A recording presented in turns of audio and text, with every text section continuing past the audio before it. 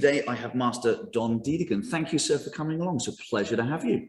Pleasure to be here, sir. So one of the reasons that I reached out to you, and we'll get onto it in a moment, is because I'd love to talk about the importance that traditional martial arts plays in a modern lifestyle.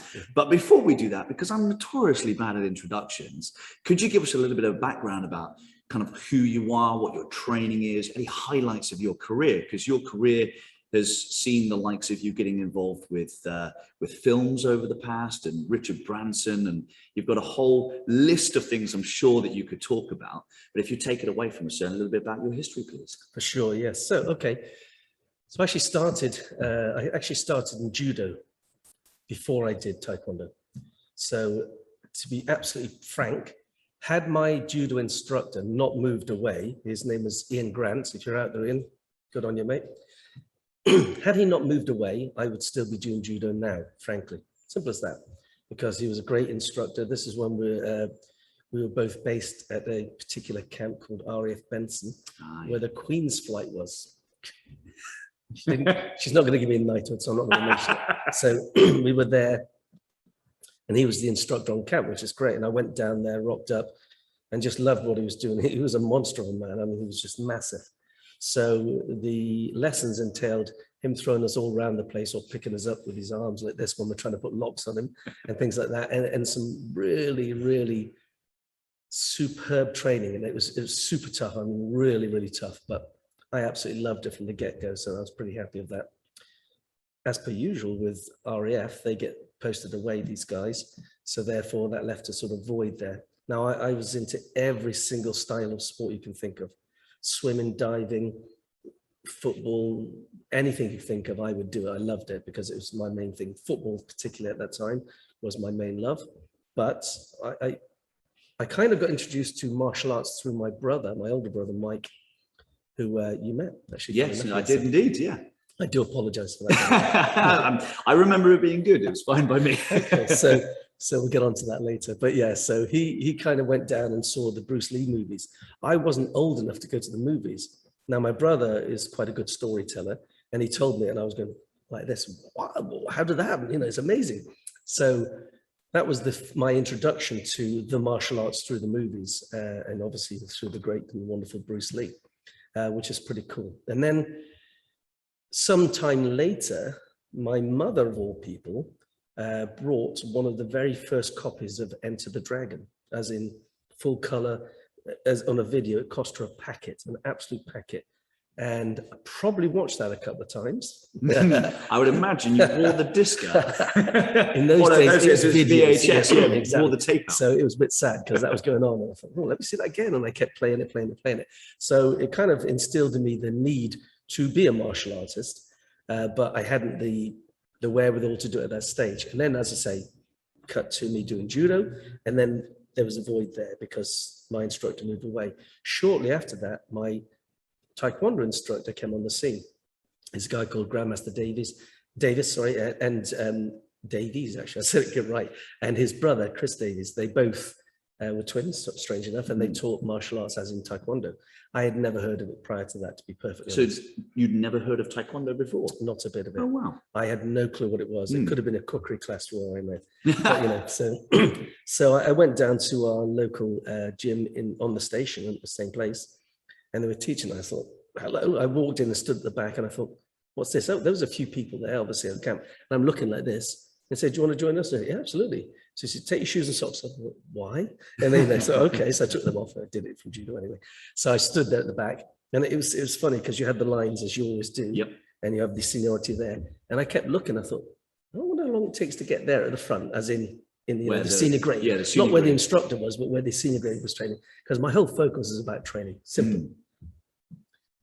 So we did some somewhat strenuous lessons, let's call it that. and shortly, within a very short period of time, they started to look at the break-in side of things. I thought, wow, that's interesting. How does that work then? So we got the bricks out, and I'm not sure what grade it was, but you know, I did grade, but I'm not sure what grade it was at this time. We got the bricks out, and they said, well, this is how you break a brick. And I thought, why don't we use a hammer? No, no, I just said, okay, show me that. I want to see that. So you put a brick up, smash that through that one. I said, well, why can't we put two up? I said, okay, so he put two up, smashed through that. I thought, with the foot, by the way, not the hands. Yes. And I thought, wow, that's really cool. And then they got the boards up, and I just walloped it. I thought, oh, that hurt. Yeah. Because completely misplaced it. We've all had that experience of our first board not breaking. Happy days. We didn't have any holders like we've got in this place now or anything like that. It was people's fingers, as you probably have. That's exactly how what our we fingers do. aren't broken to pieces. And I've often helped my own members, and because again we teach from halls, and the number of thumbs and finger injuries when a student misses and they punch your hand instead of the board. Yeah. So the joy, I suppose, is becoming a more senior grade and letting somebody else hold it. So, very good. All that for me. All that. So yeah, I must admit that was something that interested me a lot.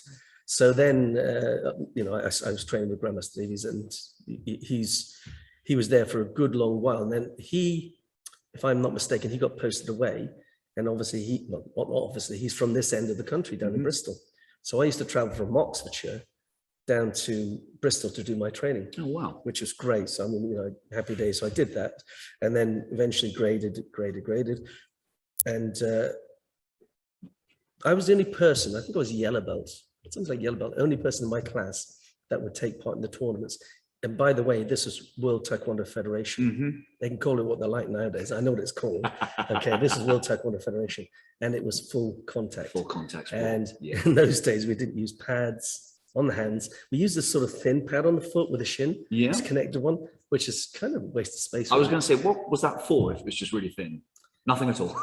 It didn't affect anything. No. So if you think about the principle of it, this is what delighted me, because I was into my, we'll talk about that in a second, but as I say, I was into fighting in as much as I was not fearful of it.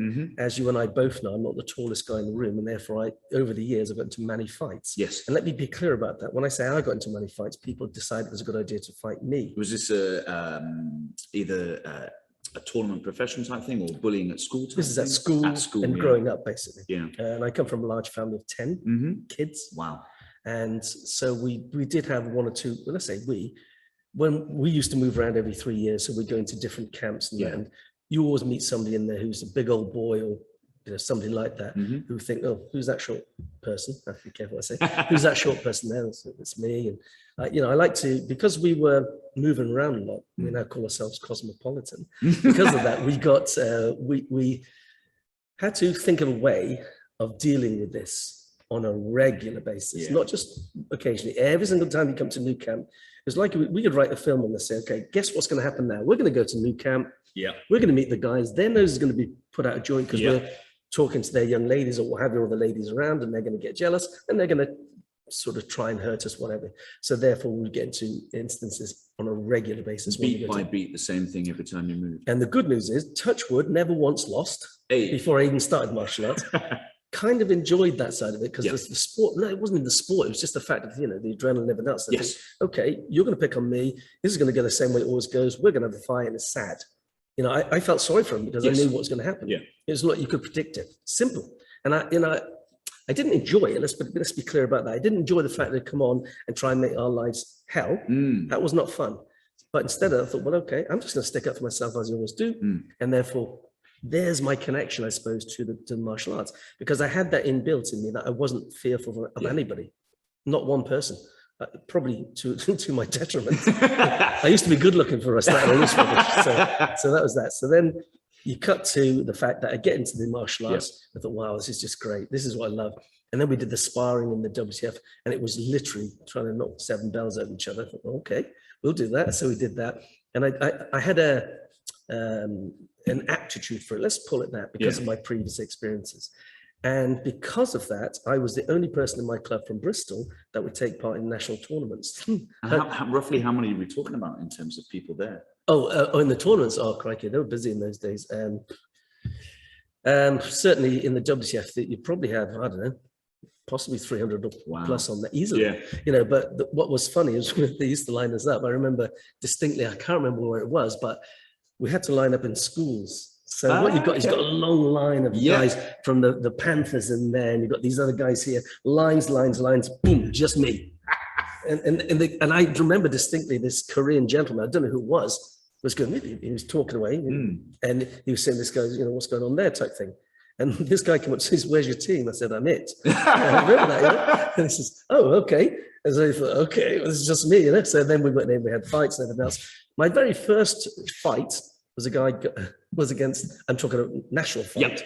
Was against a guy called Sean Daly. And I don't know where he is nowadays. I have no idea. I was, if I'm not mistaken, I was possibly yellow belt or green stripe at the most.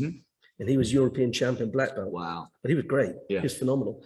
But I misunderstood the concept. We weren't kind of taught how to fight in those days. Right. It was just get in, lump each other, see how you get away with it with the kicks and everything else there. Yep. So when I'm knocking the guy with my legs and everything else, I'm thinking I'm doing really good. He's falling down, getting hurt and everything else. I kept thinking, oh, I've got this. And my mate was there and he said, oh yeah, you've got this. I kept hitting him. What I wasn't understanding, he kept kicking me in the head and punching me and was scoring points. I didn't get that concept.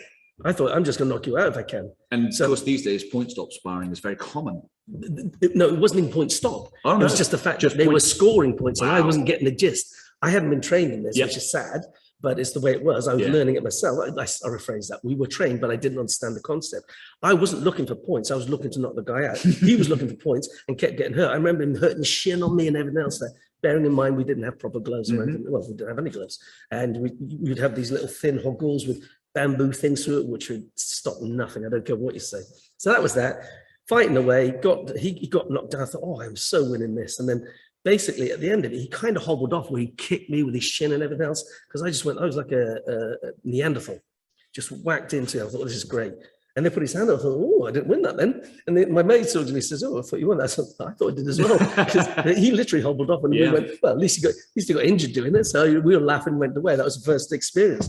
And then you get to a little bit more educated, think, okay, why didn't I win that? My instructor said, we didn't score any points. I said, well, I was just hitting him. He said, that's scoring points. In the WTF, you have to score to make it feel, and then they get the points. I thought, but it wasn't as easy as that. So they were kicking, and I lost that one. And I lost one or two others, I can safely say. But I got in there with the joy of thinking, well, I might not score many points, but I'm going to enjoy myself. So I did get stuck in. And I think that's I just want to go back to what you just said very briefly.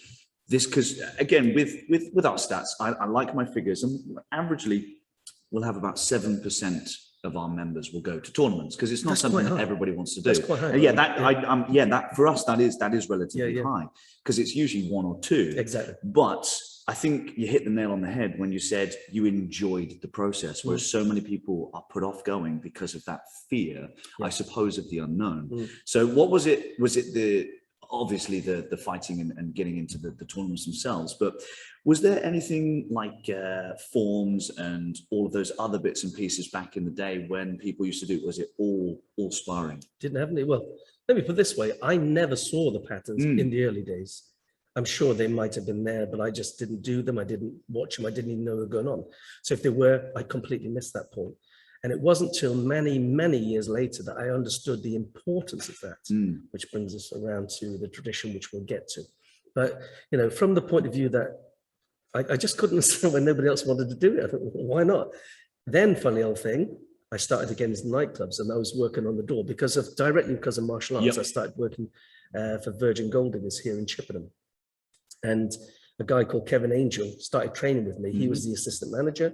And then Mark Blacksey, who was the general manager, said, look, you know, come and train in our hall. So I actually trained in the Gold Diggers, which is pretty cool. It was a big old hall, lovely floor. I had to clean it before we get in it, but brilliant. So that was that was kind of, I was in the Olympiad when it first opened here.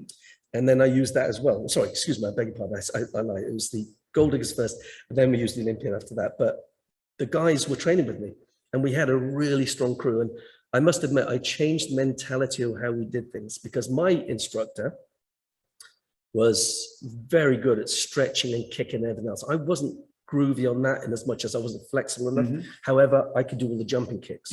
So when it came to demonstration, I do flying side kick, which you saw on that one from 88. I did, I caught that video. It was awesome. You know, I think I had probably 9 people hunched over where I would jump over and break the wood at the end of it. That was my party piece. And then I do I do a jump, kick with a side kick, and quickly do a reverse side kick as well, or mid-air kick as we call it nowadays, against 2 boards. That was obviously less people, but you know, that was my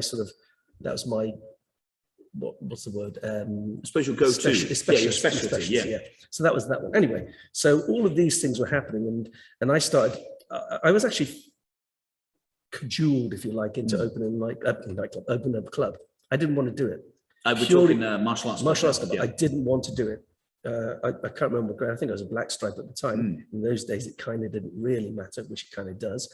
But you know, the instructor said, "You need to open the club." I said, "I don't want to."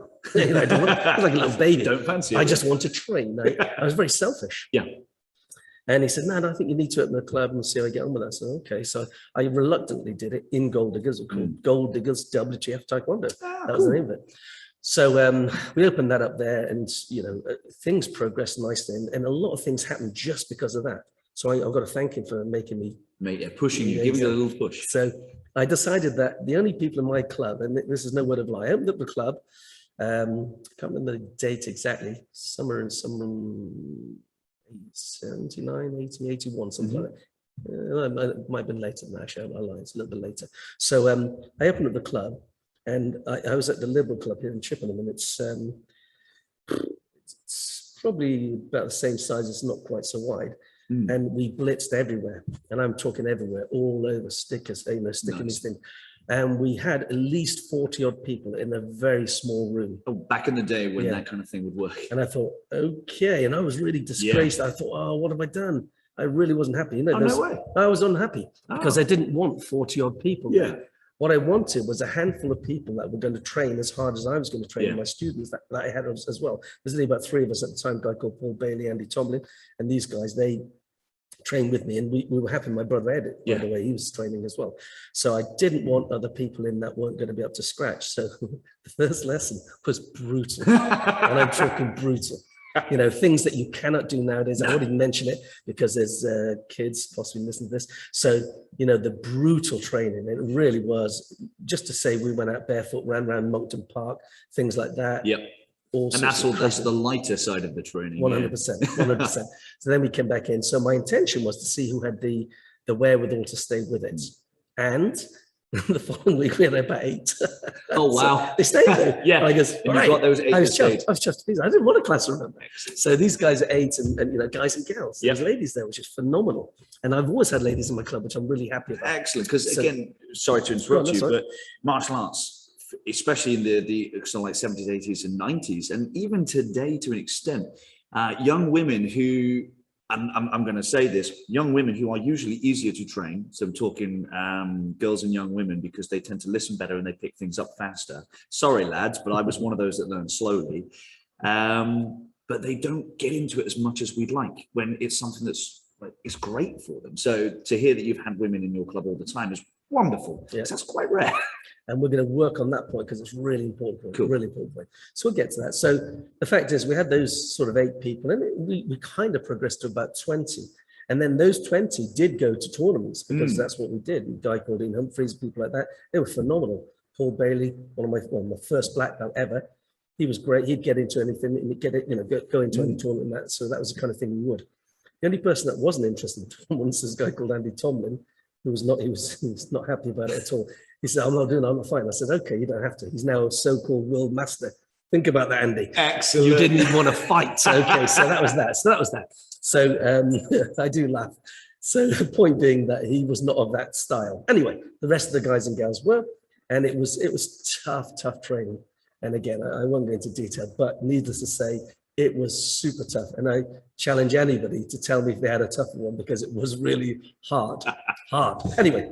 That was that. Love it. So we progressed, and the guys from the 2 lads that were talking about from Gold Diggers then said, hey, look, why don't you come on board? We've got we've got a security job here, as in working on the doors, which they said, fine. And I started working there. It's kind of tight. And this is where you asked me about my one, is it regret, or what was the question? So one of the questions that I like to ask every single person that comes on the pod is, because we believe that one of the best ways of learning is by making mistakes and learning from them. And because, of course, the people that I'm talking to, what I'd love to know is the biggest mistake you've ever made in your career, be it business or martial arts, and the biggest takeaway, what you learned from that huge mistake. Wonderful. Let's touch on that now, because that's quite important.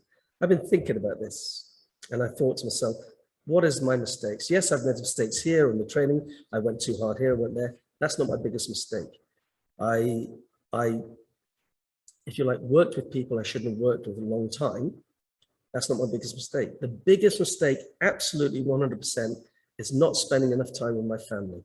Oh, I love that. Flat. Oh, Because let's say for 20 years or 18 to 20 years approximately, I taught 7 days a week. Yeah. On top of working a job, on top of in one instance working 2 jobs. Jeez. So example, I used to work for a company called the Ministry of Defence. I could tell you about it, but I have to kill you. And then I was also working in the Gold Diggers as a nightclub doorman in the evenings. At the same time. And of course, And I did my training. Now, the good news is because I was able to use Gold Diggers, I was doing it on site. We go home, get changed, come back in, blah, blah, blah. And all of this was happening 7 days a week for about 18 to 20 years. So I'm saying to you and everybody else out there, don't do that. Do not do that. Now, it's funny you should say that, because whilst I may have given you the question early so that you could think about it, I did not know you were going to say that. And one of the things that I've been thinking about myself, because obviously I run my own club, is I coach 6 days a week. And then when I'm not coaching, I'm either doing paperwork or phone calls or marketing. And I spend so little time with the family, which is odd because we're just getting out of the whole COVID thing. And most of my work is done from home if I'm not in the hall coaching the students, and I still don't spend that time with the family. So the fact that you say that is just a bit really important. Yeah. Because I can safely say it cost me my marriage at the time. And I so regret not having more time with my ladies. Cut back to the ladies side of things. Yes. All of my ladies, as in my 3 girls, they are ladies, are all black belts of varying degree. You saw that we had a class there for a grading for Mission Aid. 5th Dan in kickboxing. Nice. She's also a where is she now? I have to think now. She's a 6th Dan, yes, 6th Dan taekwondo. And you've got my middle lady, Miss Shannon Lee. She is a 4th Dan in kickboxing.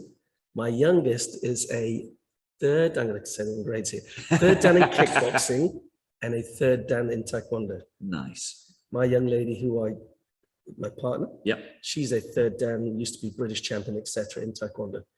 So we have to think about that. That is my one mistake, that I spent too much time doing for others when I should be doing it for them, if that makes sense. Your family. So that was the hardest thing. When I think back, and that's what I would say to anybody that's come through, young guys and gals, get it going on. But look at that. I've got 3 ladies, as in girls, my girls, who train in martial arts. Now, if I didn't believe in the product, I wouldn't let them do it. I'd say, go and do this, that, that's the other. fair. Yeah. So that's an important fact, isn't it? You know, and one of the big things we've got, and I'm kind of chopping and changing, I do apologize. No, that's absolutely fine. I like it. And again, it's, you know, whilst it's going out, I like it to be just a conversation. So carry on, sir. I appreciate it. Here's the thing. So what I've done is it take me a long time, 41 years I've been in martial arts now, excuse me, in Taekwondo, 41 years. And in all those years, I've always looked and thought, where are the ladies in this? Yeah. Now, where are the masters and the grandmasters? And I've had conversations with grandmasters of recent times, asked them the question. And they said, oh, we've got a ladies committee, but there's nobody on the executive. Nobody, sorry, rephrase that. Yeah, no ladies, on the executive. Which kind of is wrong, isn't it? Yeah. So my thoughts are this, and you know, for me, I can safely say this, who's the person that influenced most of my life? It was my mother. Who's the person that I relied on and trusted to help me do everything in life? It was my mother. My father was there, he was working. Yeah. You know, which is fine. Yeah. Strange thing, repeating history. Don't change the paradigm, and we should. Yes. Anyway, so the point of this one is that we're okay to let the ladies nurture us, look after us, and basically make us. Yeah. But we don't want to be helping at the top of the table, the top table. You know, when it comes to the executive. And this is it. And again, feel free to not answer. But what do you suppose the reason for that is? Because martial arts over the last, I mean, I've not been in the industry for as long as yourself. I've trained for 20, I've coached for 10. And I have seen over the 10 years that I've been coaching, and definitely the 20 years that I've been training, there has been a shift. Like when I first started training back in the day, there was maybe 1 or 2 women in the classes that I would be in. And now it's more like a 70-30 split. So things are changing on the hall front, like where the classes are. But what about the tops of organizations? I mean, we have some amazing women in martial arts. And without going into too much, we're going to hopefully speak to some of them on the podcast, but there's still a lot of change to go. What do you suppose one of the directions is that we could go in for that? Well, we've done it. We've taken action. It's taken a long time. Over the years, Miss Sinead, my daughter, she has said, you know, why aren't there more ladies here, there, and there? And I said, because it's a male-dominated sport and martial arts, and we need to work from within to change that. So we actually physically did that on the 11th of April this year. We started a thing called New Wave ITF. Nice. So the idea is simply this. Instead of having the hierarchy, by the way, I am the senior grade, but that's not what it's about. Instead of having, you know, grandmasters, masters, this, that, and the other, instead of having that, what we have is people that join us and they become part of New Wave ITF. And the idea is this, is that you, them, anybody comes in and we listen to what you have to say. I am not the head of that group. They wanted me to. Yeah. There's several people that set this up. I've got a name tag in my Mr. Keith Raystrick, Mr. Steve Lucker, and my daughter, Miss Sinead, was a driving force. So, and obviously I'm sort of here as well. But the idea is that what we wanted was more ladies involved in it. The initial idea was to have a executive of half ladies, half men. That's great, but we don't even need that. What we're going to say is everybody and anybody can come on. They don't have to be part of there isn't an executive. What we're going to do is work together. And the big thing is that we're drawing more and more ladies into it. That's the whole point. Awesome. And we're reaching out to, there are some senior masters and masters in the world, without a doubt. We're reaching out to each and every one of them to be part of that as well. Nice. As well as what we're doing with the other guys, and I'll explain that as well. But that was a really important thing. And I say 11th of April, it happened. And we started talks with other people who said, well, that's a great idea.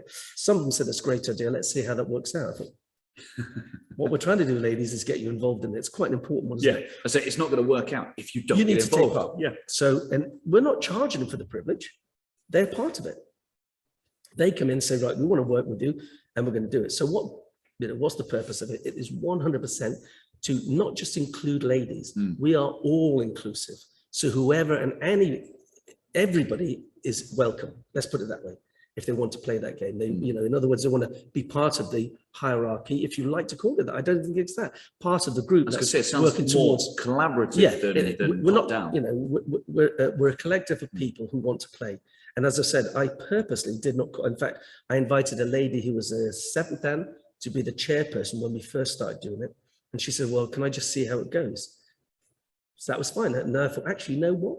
We don't need chair people. We don't need presidents. We don't need anything like that. What we're going to do instead is work together as a collective. And guess what? It's already happening. So we've got that going on. You know, we've already had Zoom calls and Zoom meetings of guys and gals of all grades. It doesn't matter what they are. And they've come up with some phenomenal ideas. So happy days. That's that side of it, which is great. Excellent. And that happened only this year because of that same thing.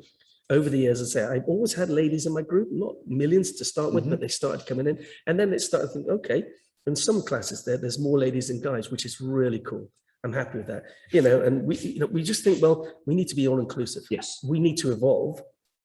And those people that don't, they're going to get left behind, in my humble opinion. And I think we've already seen it to a certain extent. Beforehand, rather than men and women, and we'll come on to obviously the importance of martial arts in the modern era soon, but it was whether you train children, whether you don't train children. That's what the debate used to be. I remember growing up and there were clubs around who wouldn't take me until I was 14 because they refused to train anybody who was younger because it was too dangerous. I think what it actually cracked out to be is that they didn't know how to teach kids, which obviously has changed significantly over the years, and we'll come on to that. And I think you're absolutely right. I think the new not debate, but the new progression in martial arts needs to be more inclusive of all genders and types, as opposed to, do we teach kids or not? I think that's gone. We teach kids. Almost everybody does. Before I breeze past, I wanted to ask you the question. You mentioned obviously that your ladies, your girls are involved in martial arts and have been clearly for a significant period of time. Did you initially do that because as you've already mentioned, you believe in the product and you wanted them to learn something like martial arts, or was it a way of getting closer and spending more time with them, given that running a club takes you away from your family. That was the joy of it, is the fact that you could. Obviously, the initial thing was that my ladies need to be protected, need to be self-protected as well, because the society isn't going to get easier. It's been rough for many, many years in certain elements. We know that it's not all bad. Everything is good, but occasionally you do get the certain occasion when you're going to need to protect yourself. Occasionally, and I hope it never happens, but please God, it doesn't happen, but you never know. And that's the thing. So that was an important thing. And from the age of, I'm going to say back then about 3.5, one of my very youngest probably started earlier now, but 3.5 upwards, I started teaching them some moves, self-defense moves. And here's the thing, it's all very nice and good as teaching self-defense move, but if they don't work, they don't work, and it's a pointless exercise. So what we don't want to do, and this is why I reflect back on my own experiences when I teach self-defense moves and things, okay, what really works? Martial arts is wonderful. Things like Tai Chi, Kung Fu, all things, that all of them have elements that are really, really cool and very good. Do they all work in all situations? No. So therefore you have to change with the situation. So here's my thoughts. The situation dictates the response. So can I do a flying side kick? No, there's not enough room there. Can I do an in-close elbow strike to that person's head? Yes. So therefore we deal with it as it comes up. Yeah.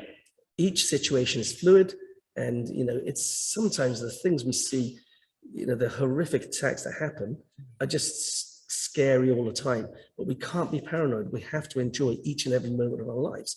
So what we're doing, I'm hoping, and this is what I do with my girls, my ladies, is I taught them moves that are relevant, and I teach my students moves that are relevant. I've been privileged to be able to teach in a local school. I'm not sure if I should say it, but I'm going to say the name, Sheldon School, doing personal safety for probably around 10 years or more. And they've done personal safety. And we talk about certain things that will work and certain things that won't work in real life situations. I know there's many so-called masters and instructors out there who think that they know how to look after things and how to do self-defense and everything else there. Have they ever been tested? Possibly not.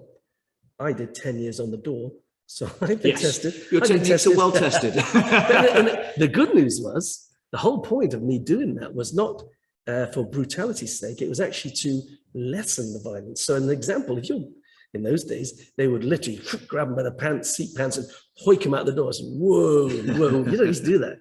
Let's just put a lock on them, escort them from the building and say, good night, you don't need to be here. It wasn't always like that, but there were some guys that would kick off majorly and try and hurt you with a bottle or what have you, things like that. So it gets fairly brutal. So therefore you have to escalate as they do.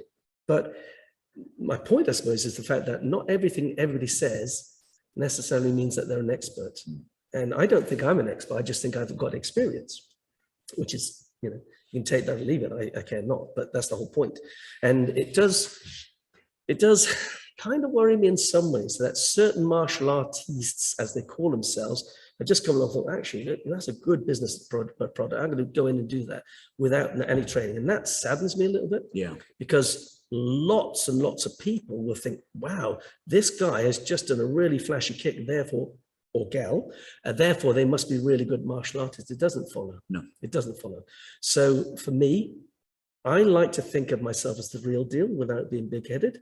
In other words, what I say is what I've done and can do, if you like. So, I try and take it from there. So specifically for my ladies, is I wanted them to have a grounding in some forms of basic self-defense to be able to look after themselves in given situations. Not everyone, because you can't see every situation. No, it's not. There's 43 people attacking you. That's a different story. Yes. You've got to take it as you do. That's the way it is. So, and I've been in environments like that. There was instances in the nightclub when we had to kick out, there were 7 of us and we had to kick out 43 odd people. Wow. But that's life in the fast lane. That's what we got paid the little bucks for, by the way, Richard, thank you. Very poor wages. Anyway, so I had to subsidize the real job. So no, I was joking. So, that was the thing. So that was that.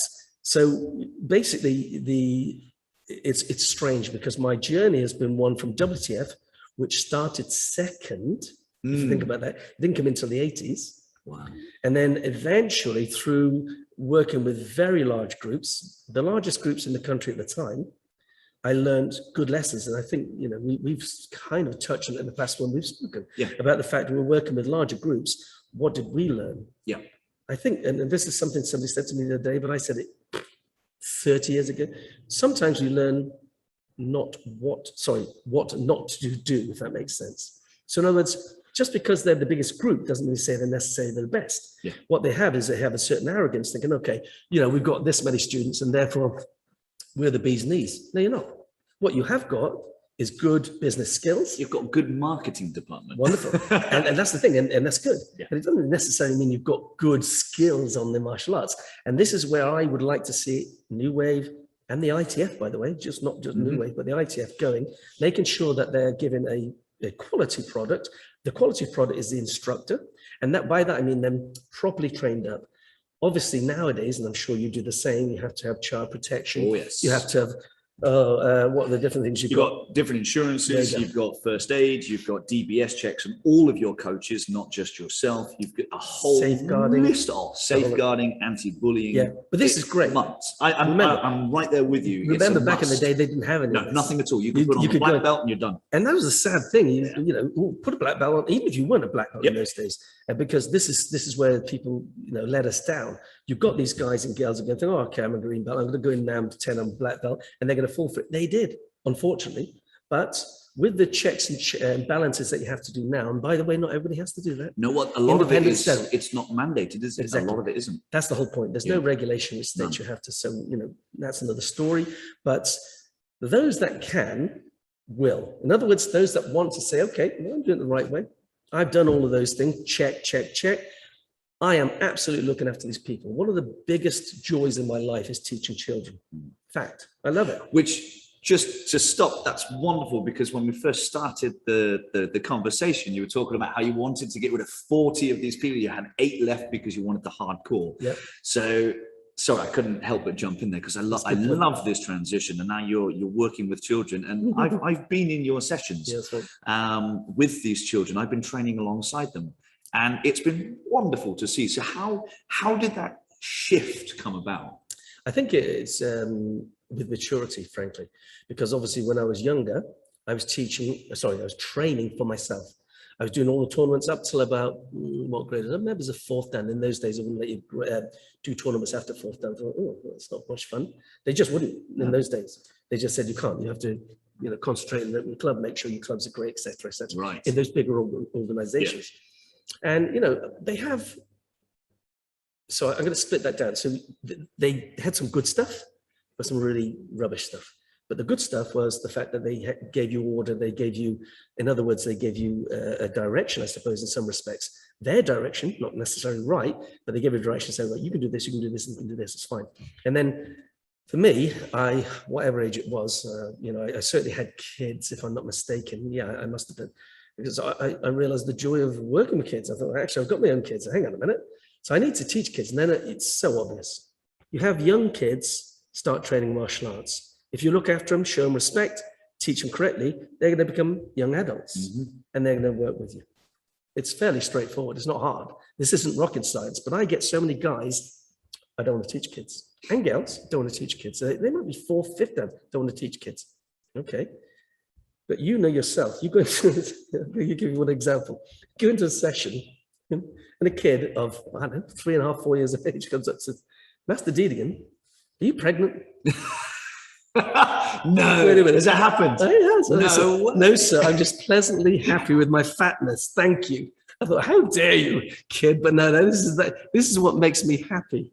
And I started, the parents went there, they were absolutely howling. I was howling myself. Excuse me, sir. I went out there, I was howling. I thought, you've got to be kidding me. But they do it all the time. Now, what I tend to do is I give them free rein in that respect, because, example, when we do a stranger drill, we do one in specific. This is a giveaway. You can take it from me, guys. You do one where you recognize a stranger. Okay. I'm not going to break it all down, but I'm going to tell you that you have to recognize a stranger and you have to describe the stranger. So you can imagine what these kids are coming up with. They're coming out with everything that they see. The kids are over there. I tell them to go and speak to the person in the mirror, which is a police officer, and they might come up and they say, I say, what color hair has he got? Well, he hasn't got any hair. He says, okay, he's bald. Okay, so he has got some hair. He's got somebody's face, and they say all sorts of things. Oh, you've got that that thing there. It's kind of gingery grey, whatever it is. This sort of thing. So are you playing the part of the stranger? I am the stranger, Love absolutely, it. 100%. Brilliant. And, you know, they have to describe what I'm in. They also have to describe what my car looks like, which I've given them in advance. So working their brain comes back to Melody Schumann, as she was called in those days. But now Melody Johnson, we'll get onto that point in a minute.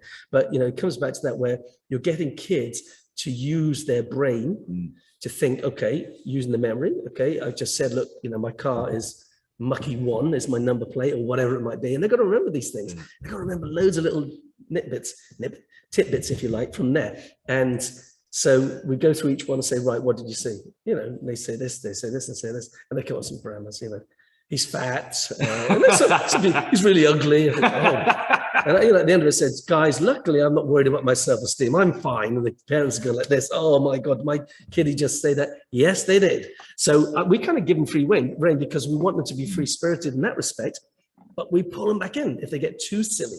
And that's part of the discipline. So from not wanting to teach anybody, I get the greatest joy from teaching kids, frankly. And I love teaching adults. One of my ambitions as I was going through, I thought, well, how can this work? How can I progress this?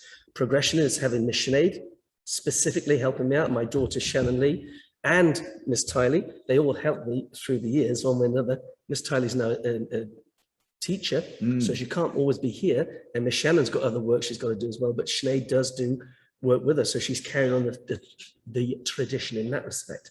And she's phenomenal. All of them are with kids. They're brilliant kids and adults. So I'm really, really proud about that. That's happy days. Now, cutting back to way back in the day, I suppose one of the things that really helped was when we went to it was a seminar in Nottingham at the Nottingham Forest football ground, if I'm not mistaken. It was something, no, I lied, it might be Coventry, one of the two. The young Melody Schumann, as she was called in those days, came across, and she was teaching us about what was called the Little ninjas, yeah. And she introduced the concept. I'm looking at it, oh wow, okay, that's quite interesting. I brought how many of my students, people that were going to go into training. Certainly two young ladies, maybe it's 4, but 2 of them. One in particular is still doing it to this day. Her name is Victoria Foote, and she's phenomenal. She's doing really, really well. And my other one there was Julie Arthurs. She's now Julie Smith, and still teaching kids to this day based on these principles. Amazing. And we've moved it on, of course. So that was my first interaction with that young lady. But the thing that struck me about it is she was diminutive in size, and she had worked in Disney. And I love Disney, and I love the Disney approach. Yeah. And it was just like that because of it. The way she said it, and I thought, wow, that is just great.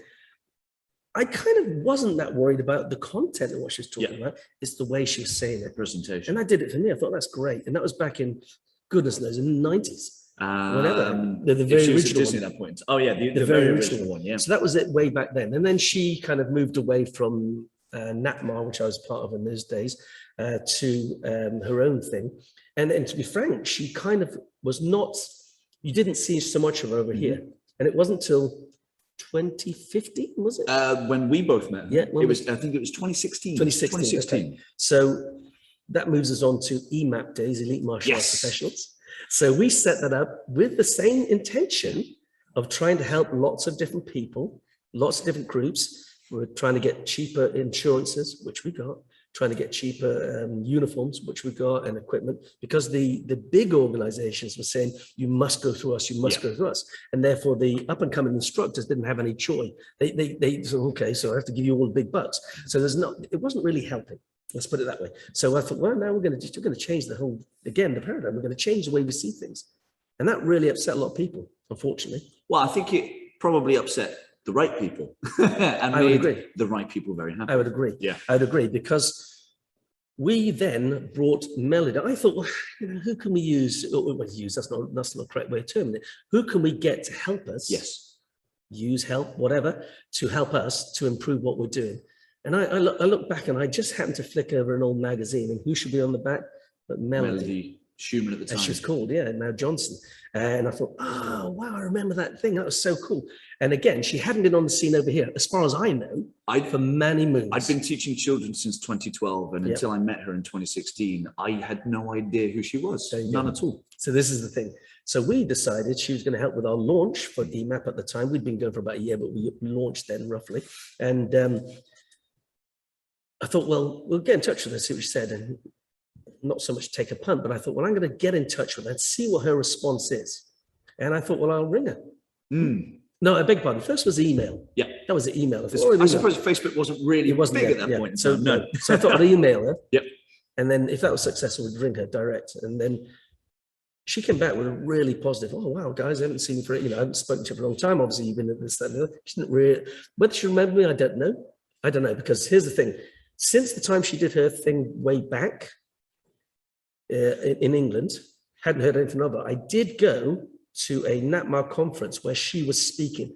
I didn't go to the actual thing because I'd already done her course. Yeah. I just happened to see her and her then husband in a restaurant. And I thought, next to the thing, I thought, that's Melody. And I went over and said, hi. She doesn't remember me. I don't think for a second she remembered me. She goes, hi, like that sort of thing. Trying to eat my dinner, trying to think, whatever. So breakfast, whatever it was. So anyway, I went away. And that was kind of in my brain, and then came back and I thought, who can we get? And I thought, well, you know what? I'm going to get in touch with her. So I emailed her and a really positive response. I thought, well, okay, well, let's progress this. So then we started, what was it? It wasn't Zoom. What was it? Back in the day, probably Skype. Skype, that was it. Yeah. So we Skyped her, myself and my brother, Mike, who's part of EMAP, obviously. And we just had a brilliant chat with her. It was just brilliant. And she's always very positive. Like I've spoken to her on a few occasions, probably not as many as yourself, but every time I've communicated with her, every time I've spoken to her, she's always very giving of her time. She makes time for you. And this is not supposed to be like a, hey, we're going to talk about Melody for a long time, but it's just worth noting that every time I've ever spoken to her, and it sounds like yourself as well, she's always been very kind and generous with her time, which I think is a really good trait of successful people. Yes. I think what I tend to find is that people who are out there to be successful, but more importantly, to help others, doesn't matter what they're going on, they'll always carve some kind of time, which is a huge contrast when you compare it to people like, oh, I'm too busy. No, when someone else go and do that, I haven't got the time. That's just something we hear far too often. And how does that work then in future? Because as an example, because of those conversations, we paid for her to come across and do the seminars, which is a seminar. No, it was over 2 days, isn't it? Yeah, I only attended the one, it was 2 days. From what I remember. So as far as I can remember, it's 2 days. So the point being that, am I right in saying that? Oh, no, I beg your pardon. She came over on Friday, did the Saturday, that was it. Oh, gotcha. So she was here for 2 days. Yeah. Well, she was here for 3 in total. Oh, fair enough. So we paid for her to come across, which is logical, and do the courses, because it was the thing we did. And we met yourself and various other people who were on the course, and Julie Arthurs or Julie Smith was there. And guess who? Young Victoria Foote, who's now gone on to work on that side of it, basically. So they're really doing well with it. So it kind of worked a treat, so the point is, from the point of view that it was great and it worked, and she was phenomenal. We had such a laugh with her. I mean, again, you've only met us briefly, if you like, outside of this, but when we start the crack, because we're from Irish descendancy, when we start the crack, as we call it, it was just crazy. I mean, we were just ripping into her because she was American, all these sort of things, and we just had a right old laugh. And she was great. She just given back, which is great. Herself and Andrew was there as well. So we're in there, and we did this seminar and everything else. And on the Sunday, we went to the thing. I'll give you a little taste of what happened. On the Sunday, we went to Stratford-on-Avon because she wanted to know a little bit about the local history and that. Nice. And we were talking about William Shakespeare. I said, we might get to meet Will if we're lucky. Little joke. So, that was that. And we did go into this, I had this, I talked to you a minute ago about Rogue One and the fact that my nephews are working on that.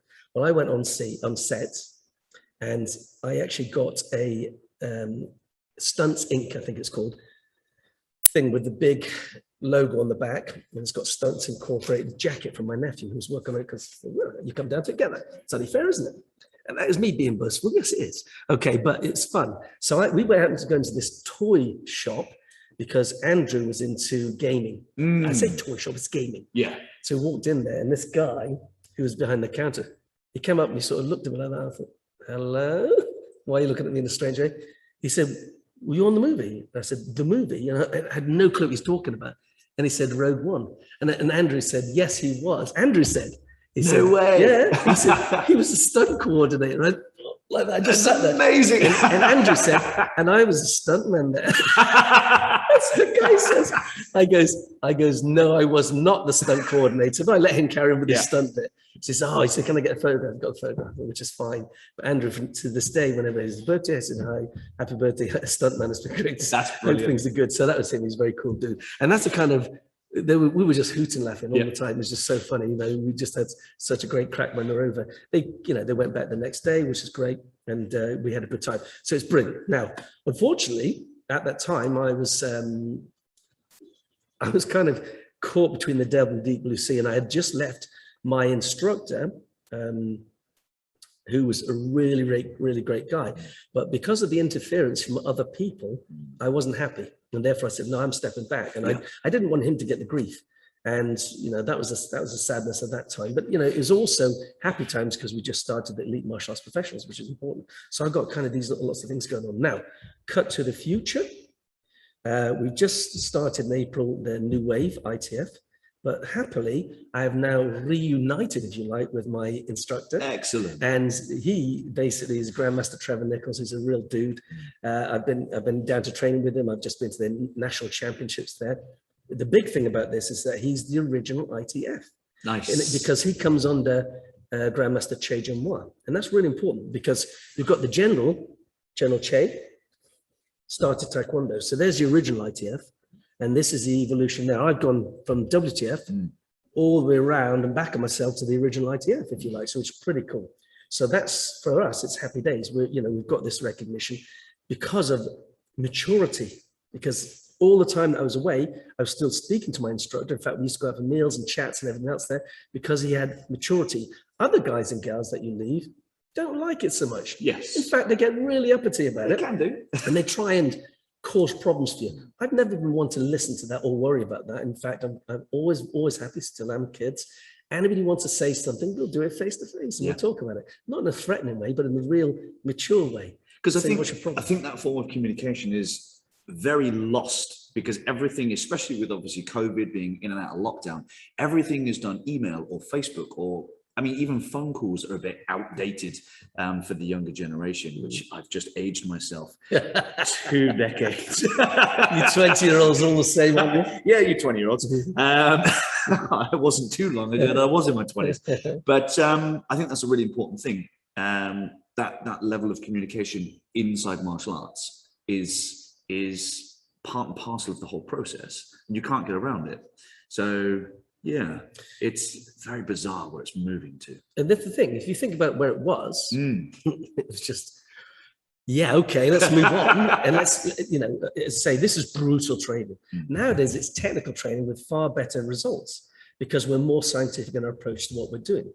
As an example, Miss Sinead is she was at Bath University and she got a sports qualification as in, masters and that good stuff and that. Miss Tiley's, got masters. Shannon Lee also went to Bath. She went to Bath Spa to get her qualifications. All of these guys have got far more qualifications from that side of thing than I have. I never will have. I've got no bones about it. I've got plenty of qualifications in life and I've got lots of certificates. I can give you all my certificates, every single one from day one. Even my first license I got for judo, I've got all of that. It's in my back cover. Don't watch it. Just in a box somewhere. Yeah, but that's the whole point. It's the fact that you achieve those levels. And I haven't given up. Yeah, I'm still ambitious, still want to do what I need to do next. Obviously, I'll get that in due course when people see that I'm working on the benefit, for the benefit of Taekwondo, which I am. I've been doing that for 41 years and I'm going to keep on doing it. It's important. But the good news is that we have now evolved from what we were to where we are now, which is far more scientific in our approach, as I've said, and also thinking and working smart. That's really important. When I said my biggest mistake was not seeing my children, that's because I didn't work smart. Now we work smart. 100%. Always hard, yeah. Yeah, you could safely say that. Ironically, those guys, and I was talking about the guy, Andy, he gave up for a little while. I'd never given up, ever. Never stopped training, ever. Thank God. Even when I had injuries, I still did a form of training. And I've had some serious injuries on my neck and back and things like that. But I still did something, still watched, still listened, still learned. And this is the thing. So from the point of view, continue to learn, really important. And I will go and train with anybody. I care not a jot, as long as, I see what they do. I think, okay, I'm going to go and train with you, see what you've got. And I have done other martial arts. In other words, I've gone and trained with them when I've been on holidays. I'd go into a local sports center, see what they got. Oh, can I come down and train? Yeah, I get them. And depends on them whether I'm wearing my uniform or not. I distinctly remember going to Ireland back in, it must have been the 80s. And, they were doing ITF style and I was doing what was then TAGB.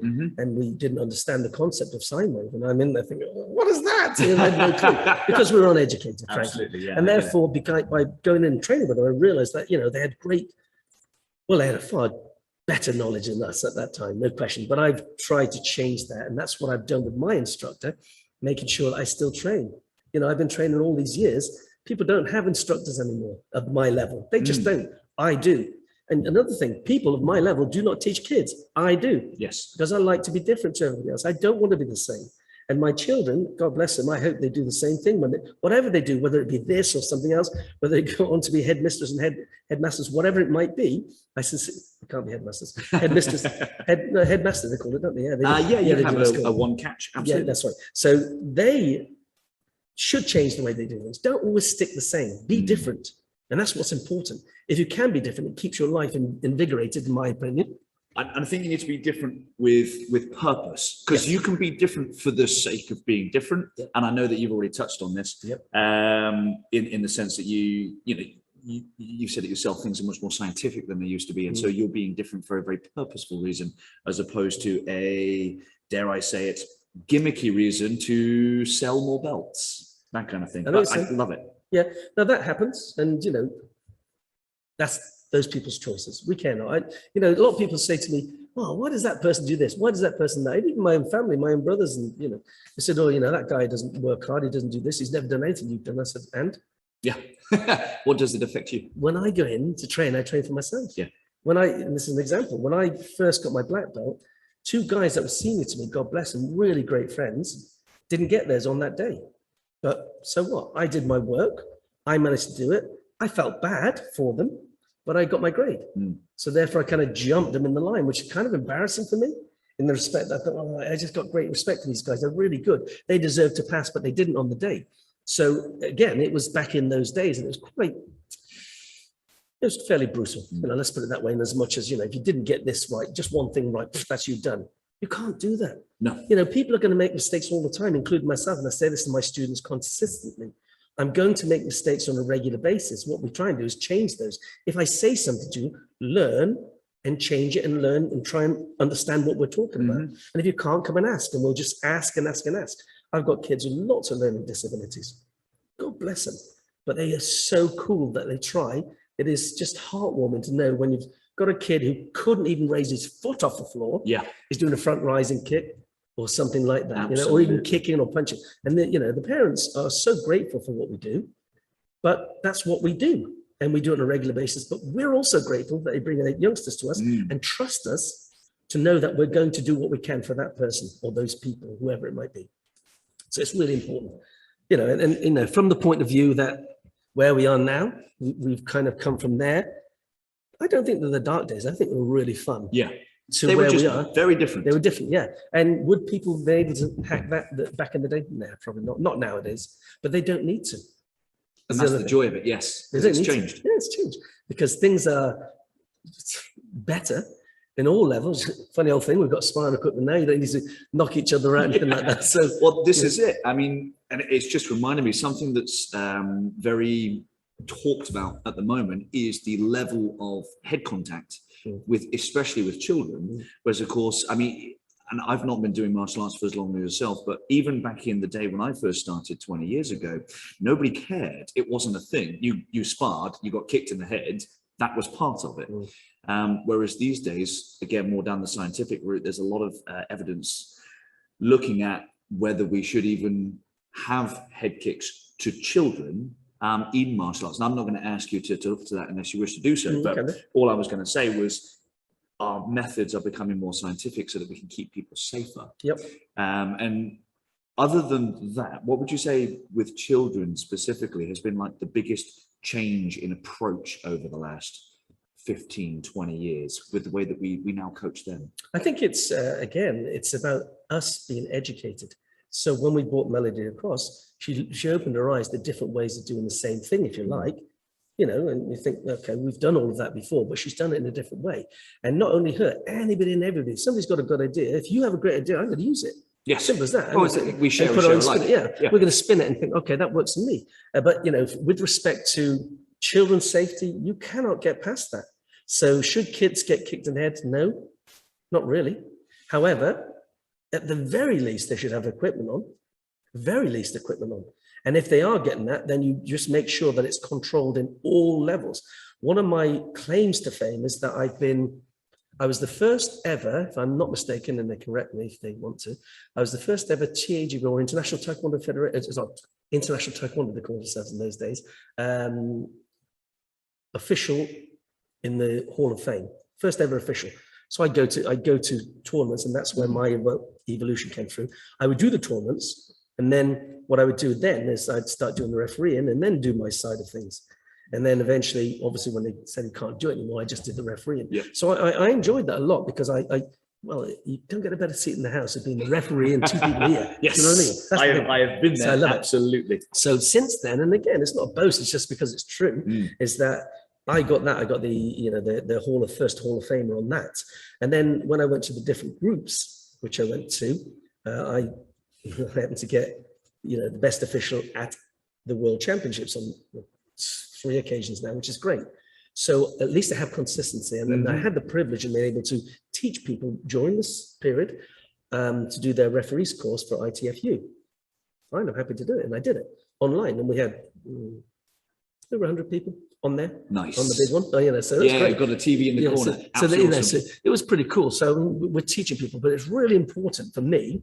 My main thing is being a referee and now passing it on to the next grade, next generation.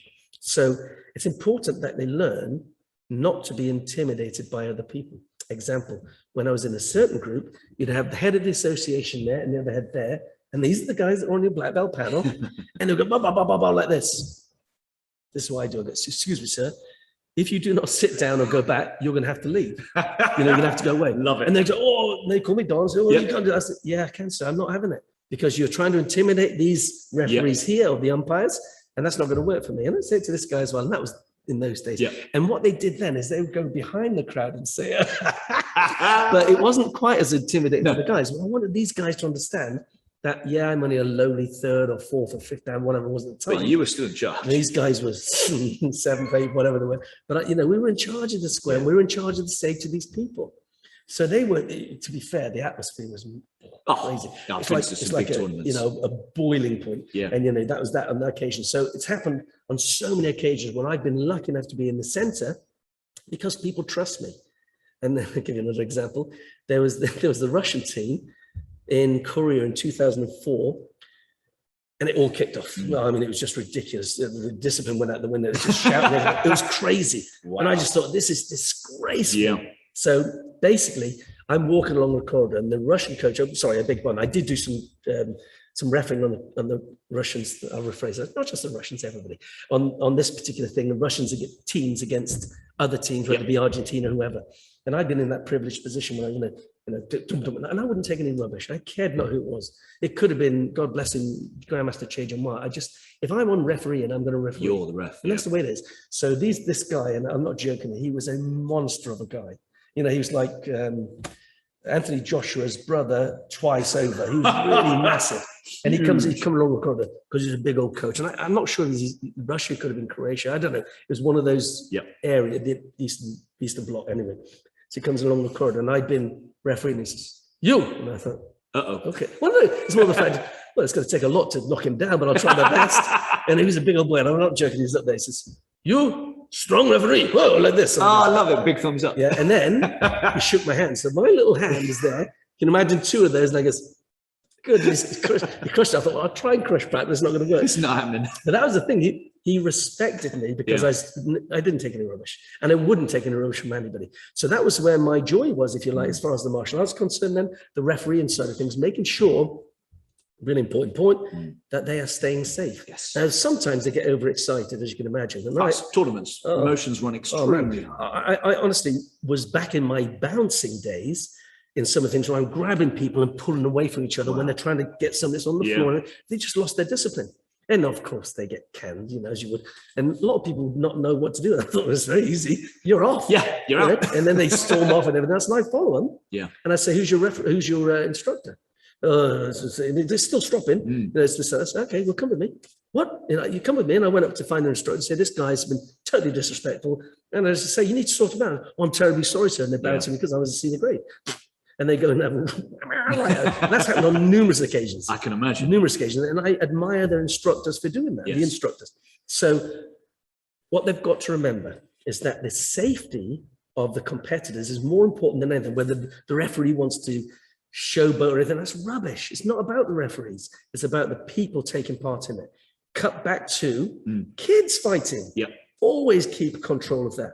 Not just me, everybody. You've got to keep control of it. They're going to get stuck in, they try and punch each other.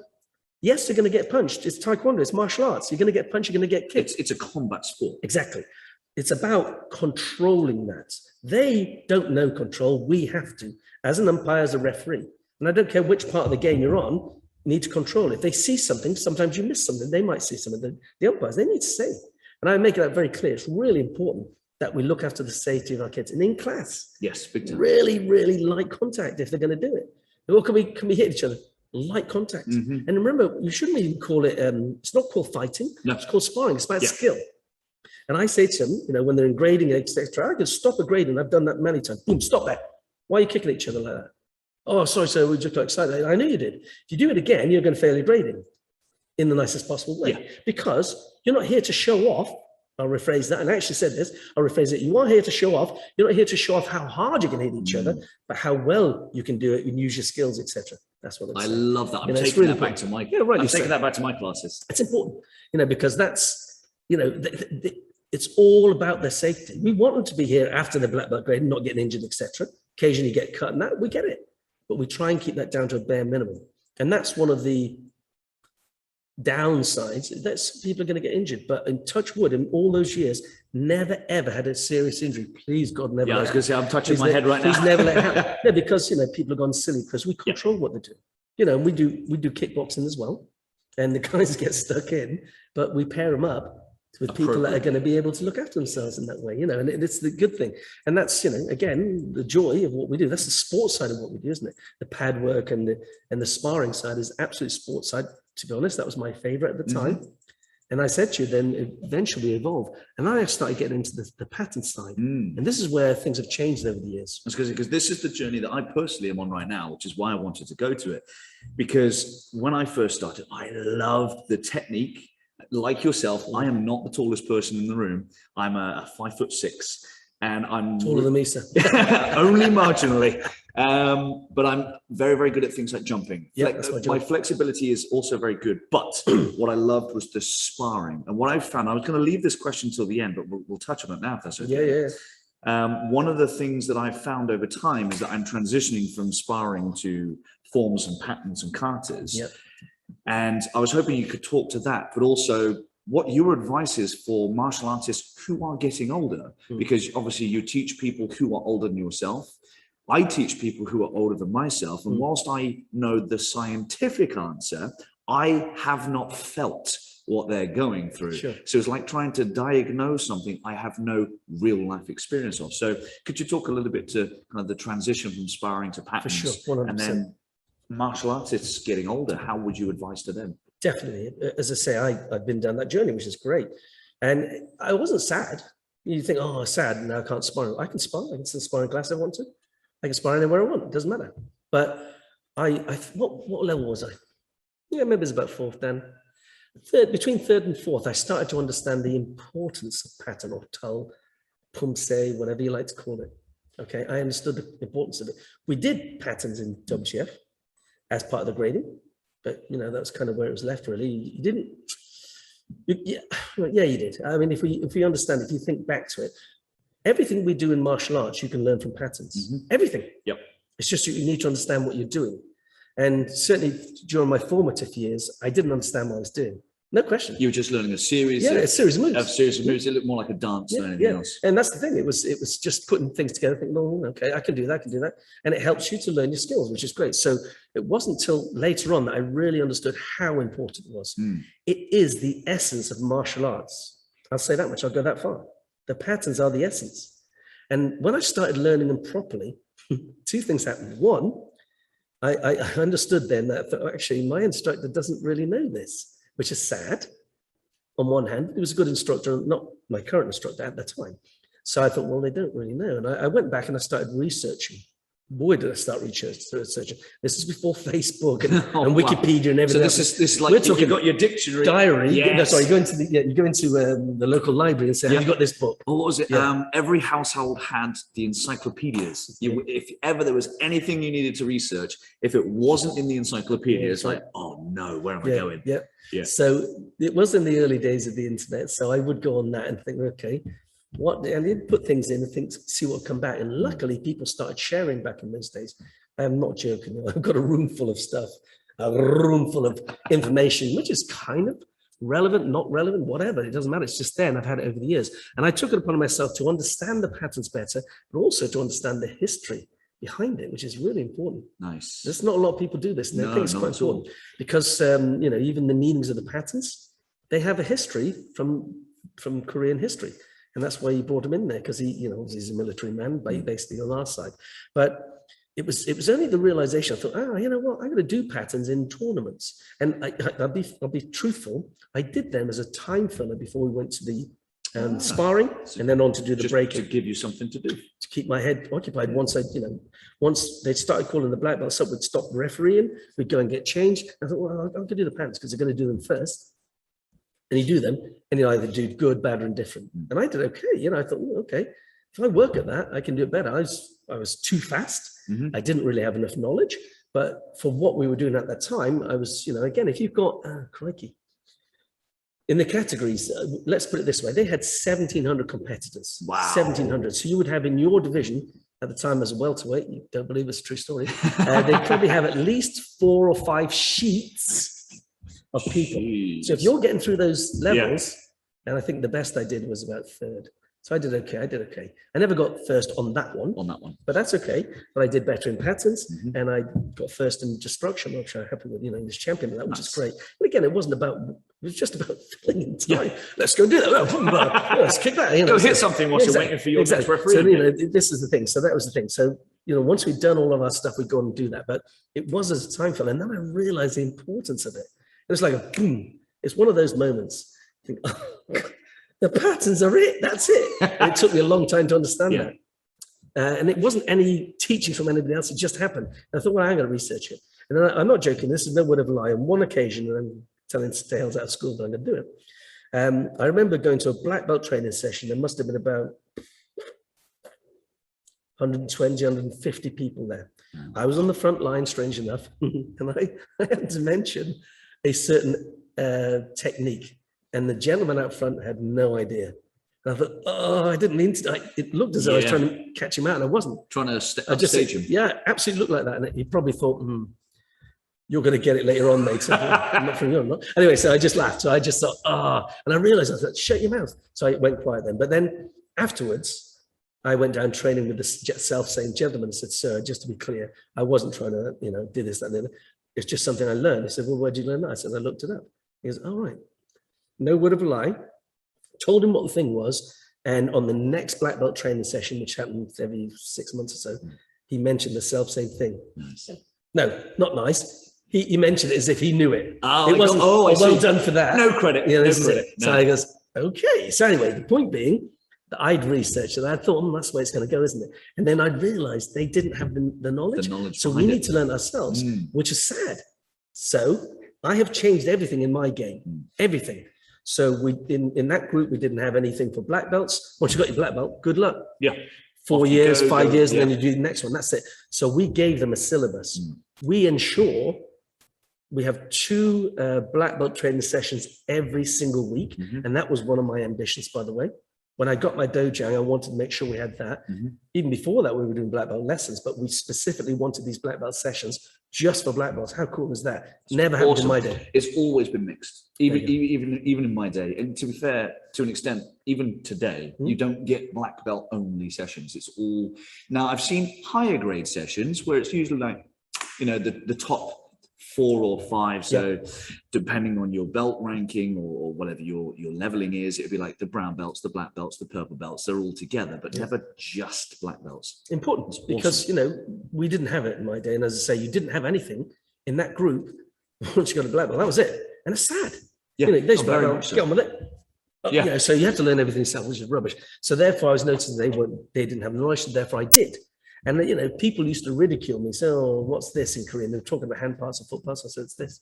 And they thought it'd been funny. I thought, how do you feel now? So, you know, I just did that sort of thing because I wanted to learn. And then you got other guys, you know, he just went on and on and on. He started getting more and more knowledge. And then, ironically, when I left that group and joined what I consider to be the original ITF, I found I had no knowledge, even with all that knowledge. Oh, wow. I felt like I'd just started again at the beginning, but it was brilliant.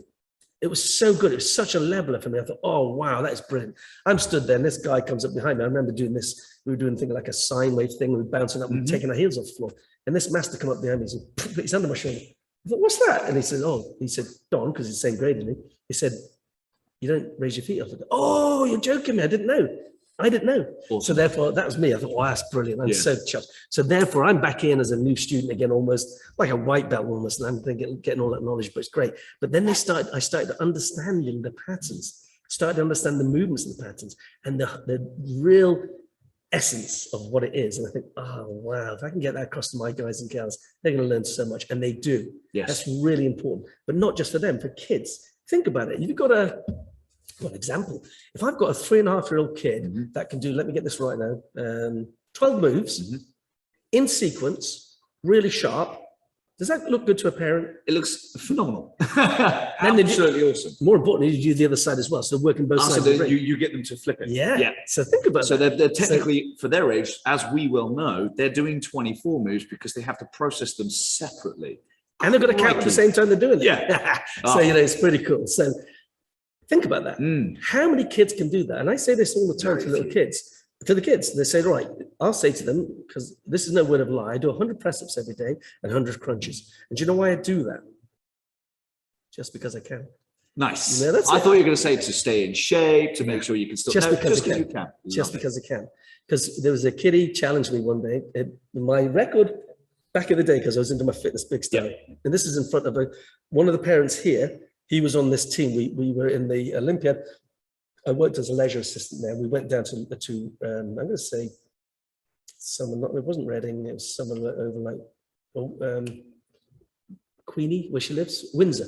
Oh, Windsor. Windsor. She didn't invite us or anything. Somewhere around there, and we did a challenge against this other thing. And I was into press-ups big style in those days because I did them all the time, and I used to bang out press-ups. My goal was to get to 100 press-ups in a minute. Now you think about that. How many you got to bang up? Nuts. I didn't get it. Never got it. I was gutted. I got 99 though. Oh, you miss it by one. But I don't care. I say about it all the time. But I'm there, and I think, and this is somebody timing it and making sure you hit the hand every time. And that, as I say, one of the parents here was there as the man that took us down there. So it's pretty cool. Excellent. So it's pretty cool. So I teach this sort of thing, and I get kids of that age group to do press-ups. So they'll do, no word of a lie, 25 press-ups counting in Korean. Excellent.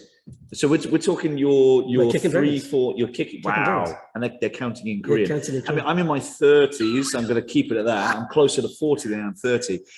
And I would struggle with that. And this is what I say, adults struggle. So what, you know, this is what's phenomenal about these kids. So we can get them to do that. If you train them the right way and they're learning things, it's just a win. Amazing. It's a win-win for everybody, isn't it? You know, the parents are thinking, okay, that kid has just done 25 press-ups. Are they the best press-ups in the world? No. But I show them, I'll say, right, you've got to do it down. And some of them, no word of a lie, will go like that all the way up and down.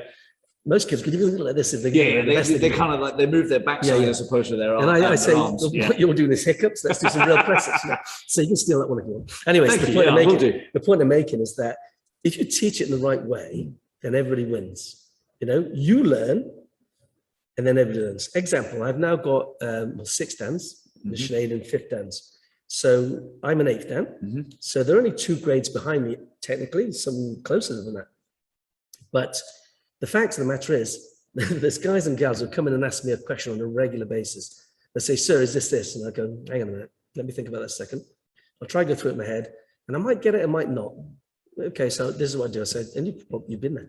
I'll turn around and say, just hold on to that. Message me, and I'll go and research it. So I genuinely do. They'll message me and say, sir, this moving pattern, I don't know, moo, whatever. And they say, what is that? I say, all right, let me check it. And whilst I've given an answer, that's fine. I want to check that answer on a regular basis. So I say, right, there's the picture. This is what it is. You don't move the foot this way. You know, thanks, sir. So it's what we said pretty much. Yeah. But sometimes it's just, I really can't remember. I can't remember. And what I love about that is the fact that we have many, I'm going to be careful here, we have many newer instructors who don't come from that kind of background, who need to be right. Not because of their arrogance or ego, but because they don't want to appear weak or lesser than their students. Yep.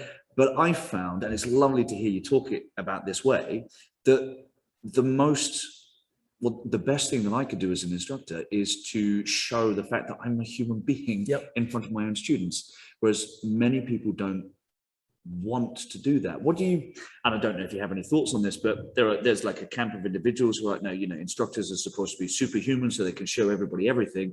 And then there's another camp where it's like, well, no, we're human beings and we need to be relatable. In terms of coaching and building a rapport, which one do you suppose in your experience is much more beneficial? I think that a person with an open mind is going to go farther, in my humble opinion. They're going to be a better and more rounded martial artist. And I'll give you an example. When I learned a little bit of humility, perfect example, I was in my class down in Bristol, and with this gentleman I was talking about earlier on, and he let people take the warm-up for him. So I thought, okay, so you know, you've got fourth downs, you've got third downs, first downs, second downs, first downs. One of those guys is going to take it. And all of a sudden, this red belt pops up. I looked, and I hadn't experienced this before. You know, I'd been training with him quite a while. I thought, what the hell's that? You know, he's got a red belt up there. You know, what's going on? And then the red belt started doing the thing, and I looked at him and I thought, I'm not sure how this is going to go. Like, my head was sort of a bit scrambled, and it was learning. It was a learning curve because the person started doing it, and they started doing it, and I thought, oh my God, that is brilliant. Literally, nice. it was another one of those moments. I thought, oh, you idiot. I literally head smack moment for myself. Idiot. Of course they can do that. That person knows the body, that person knows how to stretch this, that, and the other. So they did that. I thought, wow, that is so cool. And that was a great learning experience for me, even though I'd been in quite a few years. So when that happened, I thought, oh, it's just genius. That's just genius. Two things. He's off having a cup of tea, which is fine for him. Yeah, just but, before class starts. More importantly, I've just learned a brilliant lesson there. That was brilliant for me. So for me, I now say, and I have said ever since then, and that's got to be, I don't know, how many years, 20 odd years ago or more, I say, right, you can learn from anybody in the room, anybody, because you don't, as an example, you could be the real go-to guy on self-defense, and therefore you'll know if I did this, that won't work. So therefore, if you have your own open mind, I think in Japanese it's called kime, which is open your mind, if I'm not mistaken. Yes. And that was a saying I used to use all the time. But the fact is, if you've got an open mind, you can learn. Now, you're in there, you say, okay, sir, could you just go out and do the warm-up? You do it in a certain way. I go, oh, wow, that's brilliant. Click, or I'll take that, I'll use that. Great. Or use what you're using and do it in a different way. Yeah. It just gives you an idea. So for me, a person with an open mind and an open heart is going to be far superior to a person with a closed mind and a closed heart, because they can't let anything else in and think, no, this is me. And you know, we know it. Many people know this is the way it is, but it isn't just that way. It's that way. You know, that's so much better that way. Love it. And open your mind. And it links back to trying to be all inclusive, especially what we spoke about earlier with the ladies, especially. Yeah. It's like, you cannot run an organization in that fashion unless it's built into the culture of the instructors. Yeah, exactly. Who are running the classes. Because at the end of the day, you could have any name to your organization that you want. What counts, in my opinion, is the class. Yes. Bare bones of it. That's it. Wonderful. Now, there was one thing, one final thing that I wanted to ask you, and it cropped up when you were talking about your tournaments. So obviously you mentioned that you have grandmasters and people who outrank you, and you don't get intimidated by them. And often when I've been at tournaments and I do refereeing, it's usually the parents that are getting very emotional and yelling and screaming at the referees and what have you. Now, whilst that's a thing, what I wanted to ask you was the importance of safely failing, or maybe just failing at all, because safely might be a bit leading, but the importance of failing for children, because we have a culture where it's almost not okay to fail. And I'm speaking both from personal experience as a child in my childhood, but also what I've seen over the years, not exclusive to martial arts. I'm talking more generally now, with like, you know, the whole everybody gets a medal type thing, or everybody gets rewarded in some way just for taking part. And whilst I don't necessarily disagree with that, I just wondered if you could talk to the importance of failure. Okay. Again, I'll use my experience. I had one young chap, one man, the dad was just a nightmare. He was just like ex-karate guy, nothing wrong with karate. That's where I started. Exactly. Yeah. So, you know, and I've had great friends in karate and I've trained with him as well. But this guy was an ex-karate guy, and I'm not joking. The first day I met him, I was outside my dojo, which we used to train at the Olympiad. And excuse me, at this time, we were training at Sheldon School. Yeah. And everybody was lined up outside, and there's just big crowds of people. And there was a lot of people, probably about, I don't know, 50 to 70 people. And this guy starts plowing through the crowd, coming towards me, and I'm sort of looking and thinking, who the hell's that? He's making a beeline for you. Yeah, he was, you know. And he says, are you the instructor? I said, I am, sir. I said, can I just stop you a second? I'm just talking to these kids there. Could you just wait over there? I'll come and see you. He goes, what?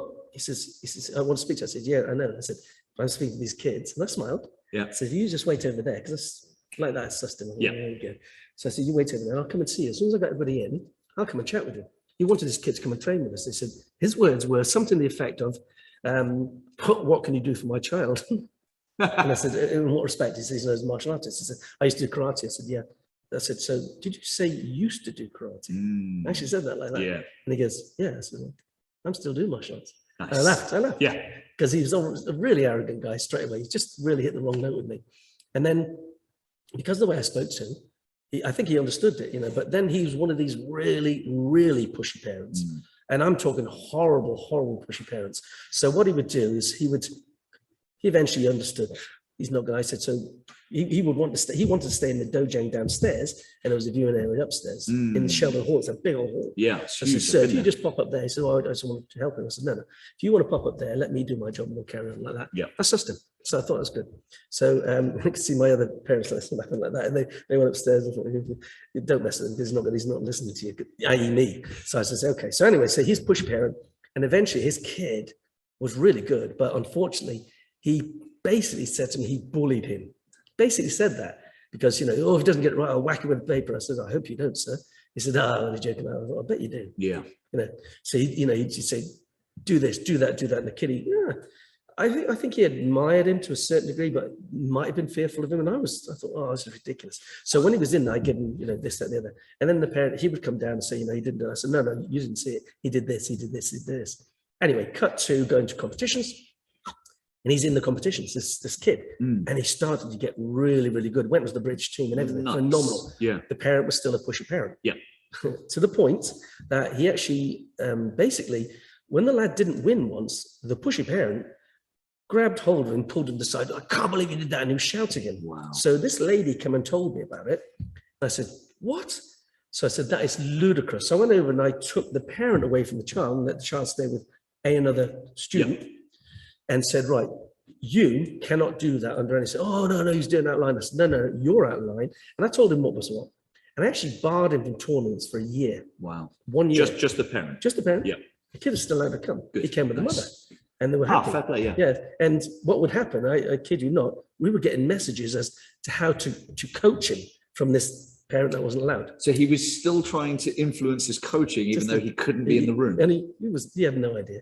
So he says, yeah, right. That was that. But the kid was great. Yeah. Now, I eventually left that group and they stayed with him because they thought he had a better route, Gotcha. For ongoing thing. And I felt sorry for him. Ironically, and not ironically, I think maybe that was his son, but it was a step family. And he eventually left the father. Yeah. Happy days. Carry on with it, mate. I'm not supposed to say things like that, but I just did. Well, it is what it is. Kid, this is where you have an instance where the pushy parent is giving it large and you can't accept it because that's you finished once you let that happen because they're going to do it. And this other person says, oh, well, I want you to do this and like it. You just can't. So what you have to do and this is really important, be fair and consistent on everything. That's in refereeing, that's in teaching, that's in dealing with parents. As long as they see you as fair and consistent, they will respect you. And that's really important to what we're talking about here. If you continue to do that and never let that go, it's easy to let something slide. Oh, just say nothing about it. That's easy, because it might be easier because that parent isn't going to give you earache. But I never do that. I just say, no, you don't do it. They don't do it. They don't do it. And you say the same to everybody. Fair and consistent. That's really important. I love that. Hopefully that answers your question. It certainly does. And the final piece was the importance of allowing children to fail. Yeah, no, that's really important because for me, you know, I have been in a situation where my kids are at school and they're doing a sports day, and it's non-inclusive sports day. Nobody fails, nobody passes. Yeah. You know, it's just one thing, and I just think, okay, for me, I don't see any problem in having competition, as in, you didn't quite make it, that person does. So part of your skills, and you will develop this, I'm sure you've already got it, and the guys and gals will develop it. Part of your skills is explain to the child why they didn't get through on that occasion, or why they didn't manage to do this. But what I tend to say, and this is quite important, is for them to watch the kids that are winning the medals. And actually, if they're sparring against them, to see what happens up close and personal. Because then you're learning from personal experience. Yeah. And I learned, I used to be 6 foot before I started. I got the doodads kicked out of me, but I enjoyed it. But I learned, I thought, oh, that kid does that, you know, and you can learn from that. But you can teach them so much. Some of these guys have got such natural skills. They're better than you and I. Oh, yeah, for sure. And one of the things I always say is that I don't want them to be as good as me. Never want to be as good as me. I want to be better than me. I love it. It's really important. Without trying to, because I've never heard that before from yourself. I say exactly the same thing to my members. I'm like, if you guys are as good as me, that's great. But you need to be better than me, because if I am the pinnacle, we have a problem here. And to be fair, a lot of them who've been training with me for like a decade now, they could very happily beat me in many things, which is wonderful. But really not in wisdom. Check with me in 10 years, we'll see. I tend to say, you know, I've got guys and girls that, you know, got to be British champions, so forth, world champions, and what have you. And, you know, my mother summed it up really well, because, you know, she was smaller than me. She was a very wise woman. She said, up to me, down to me, never get past me. And what, you know, I said, what? So in other words, you know, we could be the cleverest guy in the room, but you'd never be cleverer than my mother. The way she said it. And she was not massively educated in that respect, but I have the utmost respect for her and my father. Obviously, bringing up 10 kids is pretty tough. And all my brothers and sisters, God bless them, they're really important to what we are as a unit. And then that carries on to our next levels, our nephews and nieces. And we've got loads of them, loads of them. I'm not surprised with 9 siblings, if there's 10 of you. Absolutely wonderful. Master Deedigan, I personally have no more questions, but is there anything that you'd like to add for the end at all, sir? I think we're cool. I think you've got some great stuff coming up. We won't mention it now, but you have got some great stuff coming up. I appreciate it. Yeah, and I hope it goes really well for you. Thank you, sir. I really appreciate that, because this is, you know, it's a new endeavor. And I appreciate your time and essentially saying yes to this very first interview of the pod. So Master Deedigan, thank you very much, sir. My friend, thank you so much. Well done. Thank you, kind sir. Well done. Thank you, sir. Now, if I hit stop.